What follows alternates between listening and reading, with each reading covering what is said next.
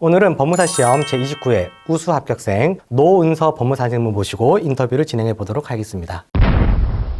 안녕하세요. 저는 29기 합격자 33살 92년생 노은서입니다. 저의 수험 기간은 총 대략적으로 전업 1년, 대학원 병행 1년, 그리고 직장 병행 1년 해서 이렇게 총 3년입니다. 합격자 인터뷰를 보면서 항상 동기부여를 받았었는데 이렇게 인터뷰를 하게 되어서 감회가 새롭습니다. 합격 수기를 보니까 조금 특이한 이력이 있는데요. 법학 비전공자이지만 우리 형법 형사소송법이 들어가 있는 공무원 시험에 합격을 하고 그 다음에 대학원까지 진학했다가 그 다음에 법무사 사무실에도 취업을 하고 그 다음에 최종적으로 법무사 합격까지 이렇게 긴 기간 동안을 달려오게 된 혹시 뭐 계기라든지 좀 그런 것들이 있을까요? 원래 저는 법학에는 문외한이었는데 그 형법 형사소송법이 들어간 경찰 공무원 시험을 준비를 해서 필기 시험에 붙은 적이 있었어요. 근데 그때 처음으로 공부를 하면서 법학에 좀 흥미를 느끼게 되었고 조금 더 깊이 있는 공부를 하고 싶어서 대학원에 진학을 하게 되었습니다. 이때 대학원에서 이제 공법 이외에도 사법을 한 번 또 공부를 해서 전문성을 확보하고 싶어서 법무사 시험을 준비하게 되었습니다.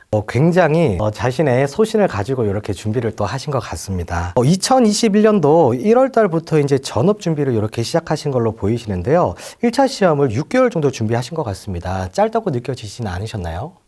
짧다고 느껴졌는데 저는 이때 전략을 제가 세웠던 게 3개월은 기본 강의를 듣고 3개월은 기출을 계속 문제를 반복하는 형식으로 공부를 하려고 했었어요. 근데 막상 이렇게 처음에 이제 3개월만 가지고도 기출을 이렇게 완전히 커버할 수 있을 거라고 생각을 했는데 막상 시험이 끝나고 복기를 해보니까 생각보다 많은 기출 문제를 틀렸더라고요. 그래서 제가 느낀 점은 좀 짧은 기간에 준비를 한다면 기본 강의보다는 집중 강의를 듣고 좀 부족하다 싶은 부분만 기본 강의를 듣고 기출 문제를 반복한다면 훨씬 더 좋은 점수를 얻지 않았을까 이런 부분에서 좀 아쉬움이 남았습니다. 준비 기간이 짧다 보니까 실전 연습하는 데 조금 더 투자를 하고 집중 강의에서 부족한 부분만 기본 이론으로 보충하는 것이 조금 더 효율적이다라는 방식의 답변을 주셨습니다. 그러면 두 번째 이제 1차 시험 준비를 할 때는 어떤 기출 문제를 좀 어떤 방식으로 활용을 하셨을까요? 이때에는 저는 10개년 기출 문제집을 활용을 했어요. 그래서 1회독 때는 정답 지문만 보고 2회독 때는 정답 지문 외에 오지선다. 그리고 세 번째 때는 그 해설을 이렇게 보는 식으로 공부를 했고요. 4회독 때는 기화펜을 하나 사가지고 기화펜으로 계속 문제를 풀고 틀린 부분은 연필로 이렇게 체크를 해서 이제 오답을 점점 줄여가는 방식으로 공부를 했습니다. 기화펜이라는 것은 일정한 시간이 지나면 그 글씨가 날아가는 그런 볼펜을 의미하는 것 같은데 굳이 기화펜을 사용한 이유가 있으실까요? 문제를 볼펜으로 풀게 되면은 체크가 되어 있어서 제가 이제 안다고 착각을 하기 때문에 새로운 이제 기출 문제집을 푸는 느낌을 주기 위해서 기화펜을 사용했습니다. 효율적인 공부 방법을 찾기 위해서 여러 가지 방면으로 활용을 많이 하신 것 같습니다. 합격 수기를 제가 보니까 또 특이한 게 있어요. 1차 시험을 보고 나서 이후에 법무사 사무실에 이렇게 취업을 했다라고 기재가 되어 있는데 보통 제가 많이 겪는 이제 수험생 합격생분들 보면 이미 사무실에서 근무하다가 공부에 뛰어드시는 분이 계셔도 공부하다가 사무실에 가는 분은 잘 없습니다. 근데 어찌하여 공부하다가 이렇게 사무실에 취업할 생각을 하신 걸까요? 제가 이제 1차 공부를 하다 보니까 과연 이 법무사라는 직업이 나한테 맞을까라는 의문이 많이 들었습니다. 그래서 뭐 실무에도 도움이 될 수 있고 저한테 적성이 맞는지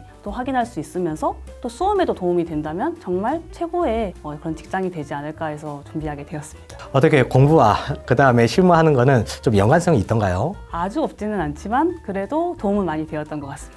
혹시 뭐 구체적으로 도움이 되는 부분이 있다면 한 가지 정도 이렇게 말씀 주실 수 있는 부분이 있을까요? 제가 동차 시험을 봤을 때 그때 민사사건 그 서류 작성해서 그 피고를 작성을 하는데 거기 이제 그 사업자 등록증이었고 개인을 피고로 적었어야 되는데 대부분의 수험생들이 이제 그런 부분에서 좀 법인을 적게 되었어요. 근데 저는 이제 그걸 실무로 해봤기 때문에 그 부분에 있어서 문제를 좀 맞을 수 있었던 것 같습니다. 아무래도 이제 실무 과목인 서류 작성에서는 실무를 경험한 것이 좀 장점으로 다가올 수 있다. 라는 말씀을 주셨습니다. 그 다음에 좀 특이한 게 2022년 3월 달까지는 퇴근 후에 2차 전과목을 1회독을 하셨고 그 다음에 4월부터는 1차를 다시 병행하면서 2차 공부를 하는 1.5차의 방식으로 공부를 하셨다라고 기술하셨는데 여기서 말하는 1.5차가 어떤 것을 의미하는 걸까요? 객관식 공부는 좀 결론이 더 중요하다면 주관식 공부는 근거가 훨씬 더 중요하다고 생각을 해요. 그렇기 때문에 공부를 하면서 결론은 물론이고 그 이유까지 같이 공부하는 공부를 했고요. 그리고 저는 이제 민법 같은 경우에는 이혁진 교수님의 두 문자를 많이 활용을 했어요. 그래서 두 문자뿐만 아니라 그 두 문자에 해당하는 의, 요건, 취지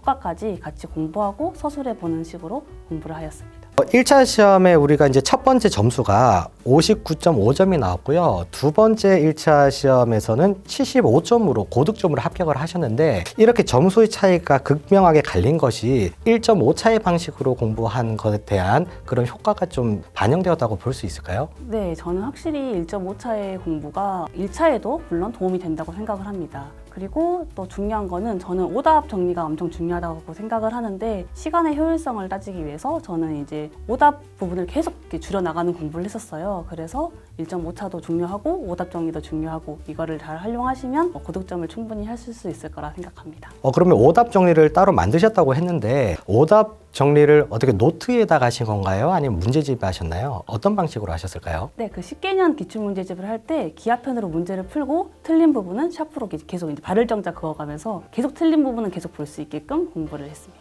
새로운 것을 독에 넣는 것도 중요하지만 빠지지 않도록 새는 부분을 막는 방식으로 이렇게 메꿔가는 방식으로 공부를 했다라고 답변을 주신 것 같습니다. 그 다음에 지금 문제풀이 연습을 하실 때 10개년 기출문제집을 베이스로 활용을 하셨는데 민사집행법의 경우에는 별도의 객관식 문제집을 따로 보셨다고 하는데 그렇게 한 이유가 있을까요? 제가 민사집행법 같은 경우에는 그 객관식 문제집을 보는데 글이 하나도 안 읽히는 거예요. 그래서 이거는 너무 제가 이해가 많이 부족하다라고 생각을 해서 이 부분은 강의를 추가로 듣기 위해 객관식 문제집을 구매하고 강의와 객관식 문제집도 같이 이렇게 병행하는 공부를 하였습니다. 그 다음에는 이제 2차 시험에 대해서 좀 질문을 하도록 하겠습니다. 동차 시험 보셨을 텐데요. 동차 시험을 본 이후에 아쉬운 점이 있다면 말씀 부탁드리겠습니다. 네, 제가 실력이 그때는 많이 부족하다 보니까 문제를 술술 풀어나갈 수가 없었어요. 그래서 형법과 형사소송법을 푸는데 형법 1번 풀다가 좀 막히네? 이러면 형사법 1번 풀고 이렇게 풀었었는데 이제 답안지를 일부 이렇게 바꿔서 작성을 해서 제출을 하게 된 거예요. 근데 이거를 제출할 때까지도 모르다가 대법원에 답안지 열람하러 간 점수가 너무 낮아서 생각보다 낮네? 이러고 열람을 하러 갔는데 그때 보니까 그때 이제 바꿔 썼구나를 알게 됐어요. 그래서 많이 아쉬웠습니다.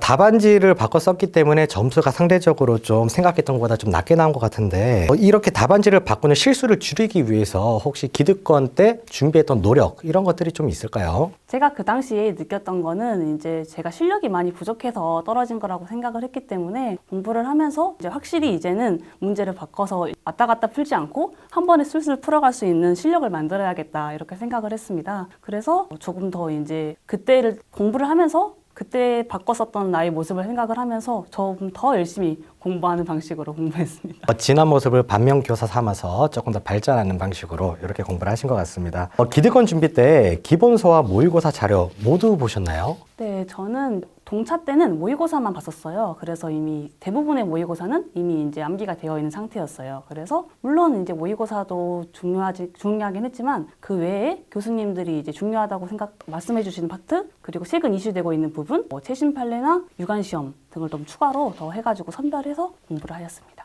본인이 생각하는 모의고사의 장점은 어떤 거라고 생각하시나요? 제가 따로 선별하지 않아도 가장 이제 중요하게 생각하는 파트, 가장 이슈되는 파트들을 강사님들이 직접 선별해서 그 예상 문제를 만들어주는 거기 때문에 정말 최고의 장점이라 생각합니다. 기본서와 모의고사 자료 등 우리가 이제 공부를 1년 동안 준비할 때 봐야 되는 자료들이 워낙 많을 텐데요. 그런 부분에 대해서는 이해가 우선이 돼야 될까요? 아니면 암기가 우선이 돼야 될까요? 어떤 것을 좀 중요도를 두고 공부를 하셨나요? 저 같은 경우에는 이제 1회독과 2회독 때는 법의 취지와 절차를 많이 이해하려고 노력을 했어요. 그리고 사실 이제 3회독 때부터는 이해가 되지 않더라도 일단 암기하고 후에 이해하자 이렇게 생각을 해서 무작정 암기를 했고요. 근데 다만 이제 2차 같은 경우에는 내가 이해를 하더라도 답안지에 현출하는 게 중요하기 때문에 내가 이걸 어떻게 답안지에 현출할 것인지 이렇게 타이핑해가면서 공부를 했고요. 그럼에도 불구하고 잘 외워지지 않는 거는 포스트잇에 적어가지고 그 침대 머리맡에 붙여놓고 자기 전에 보고 자고 일어나서 보고 이런 식으로 더 반복해서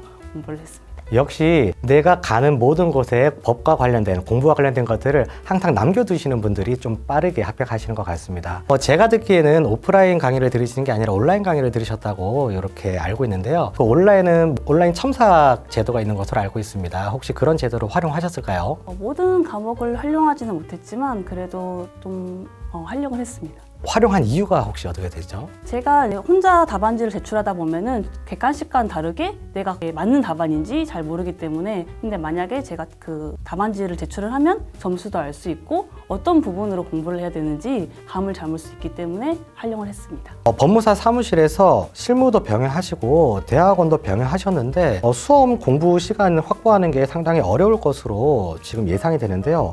공부는 하루에 몇 시간 정도 이렇게 하셨나요? 제가 직장 생활이나 대학원 병행을 할 때는 사실 이제 퇴근하고 공부를 하니까 너무 졸린 거예요. 피곤하고. 그래서 공부 방법을 바꿔서 아침에 5시부터 공부하는 방식으로 바꿨습니다. 그래서 아침에 공부를 하고 그날 오답 노트는 이제 핸드폰 메모장에 적고 이제 출근하면서 중얼중얼거리면서 걸어다니면서 공부를 했고, 업무 특성상 외근이 좀 잦았어요. 그래가지고 이제 대중교통에서 외근이 먼 거리 같은 경우에는 민법 오답, 조금 비교적 짧은 외근의 경우에는 형법이나 형사소송법 오답을 공부하면서 시간 활용을 좀 했었던 것 같습니다. 혹시 아침형 인간이신가요? 전혀 아닙니다. 근데 새벽에 이렇게 일어나서 공부하는 거는 사실 쉬운 일이 아닌 것 같은데 어떠한 의지를 가지고 그렇게 또 아침에 일어날 수 있었을까요? 일단 무조건 법무사가 돼야겠다라는 공부가 있었고요. 사실 이제 또 법무사가 되지 않더라도 저의 법무사 일을 하고 있었기 때문에 실무에 굉장히 도움이 되기 때문에 이거는 제가 일하는 법무사님께도 도움이 될 것이다. 이런 생각으로 좀 많이 마음가짐을 다잡았던 것 같습니다. 이렇게 아침에 일찍 일어나려는 노력과 그 다음에 근무 시간 중에서도 이동하는 시간에 또 이렇게 개별적으로 공부하셨던 부분들이 확실히 이제 빠른 합격에 도움이 되셨던 것 같습니다. 마무리로 우리 30대 법무사 시험을 도전하는 우리 예비 수험생들에게 하고 싶은 말이 있다면 한 말씀 부탁드리겠습니다. 다른 전문직에 비해서 30대 법무사가 많이 없기 때문에 젊은 법무사에게는 이 법무사 시장은 저는 블루오션이라고 생각을 해요. 그리고 다른 전문직들처럼 여건이 허락하는 한 평생 직장으로 삼을 수 있는 점에서 굉장히 매력적이라고 생각을 합니다. 그래서 혹시 고민하시는 분들이 있다면 고민하지 마시고 준비하시라고 적극 추천하고 싶습니다. 지금 이제 법무사로서의 삶을 새롭게 이제 출발하는 시기인데요. 1년 후에 본인에게 하고 싶은 말을 영상 편지로 간단하게 이렇게 한번 남겨보도록 하겠습니다. 안녕 은서야. 너는 지금 어때? 나는 지금 합격해서 수험생 할 때보다 더 바쁘고 체력적으로도 많이 힘들지만 그래도 지금 어느 때보다 나는 행복해. 너도 지금 행복했으면 좋겠고 무엇보다 초심 잃지 않고 초심처럼 사회에 봉사하는 그런 법무사가 되었으면 좋겠어. 끝으로 합격 수기를 보고 제가 가슴이 좀 따뜻해졌던 그러한 문구가 있습니다. 최종 발표 전날 소중한 친구가 우리 노은서 법무사님에게 해준 말이 있다고 들었습니다. 간략하게 소개 한 번만 해주시면 감사하겠습니다. 네, 친구가 저한테 해줬던 말은 시작부터 발표를 기다리는 것까지가 수험 생활의 끝인 거고 너는 드디어 완주한 거야. 그동안 고생 많았어 라는 말을 했습니다. 그때 정말 많이 감동을 받았고 앞으로 준비하시는 여러분들께도 계속 열심히 준비해서 끝까지 포기하지만 않는다면 반드시 좋은 성적으로 합격할 수 있으리라 생각이 되고요. 그래서 제가 친구한테 받았던 격려를 여러분들께도 전하고 싶습니다. 네, 감사합니다. 예비 법무사님들 화이팅! 화이팅!